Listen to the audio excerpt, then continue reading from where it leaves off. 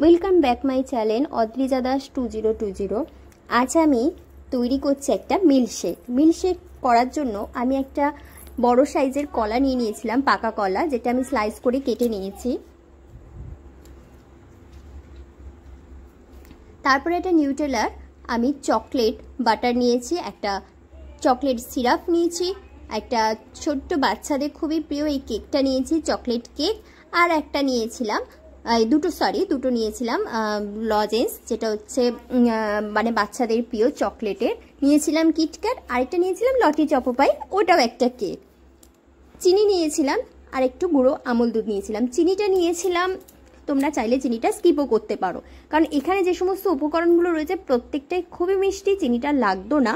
তবুও যারা একটু মিষ্টি খেতে বেশি পছন্দ করো তারা চিনিটা দিতে পারো। তো আমি একটু দুধও নিয়ে নিয়েছিলাম, অল্প একটু দুধ ছিল, দুধটা নিয়েছি। ভালো করে আমি গ্লাসটাকে গার্নিশ করে নিচ্ছি চকলেট সিরাপটা দিয়ে। তারপরে ব্লেন্ডারে একটু আমি দুধ নিয়ে নিয়েছি, একটু গুঁড়ো দুধ আমি অ্যাড করছি। তারপরে দেখো আমি চকলেট কেকটাকে ছোট করে টুকরো টুকরো করে দিচ্ছি। আমি দুখানা চকলেট কেক নিয়েছিলাম, তোমাদের আগেই দেখিয়েছিলাম। সেই চকলেট কেকটা আমি ছোট্ট করে টুকরো করে দিচ্ছি।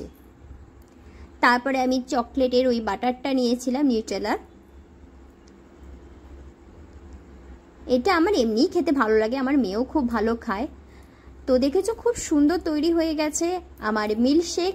আমি উপর দিয়ে একটু গুঁড়ো দুধটা ছড়িয়ে দিয়েছিলাম আর কিটক্যাটটা গোটায় রেখে দিয়েছিলাম।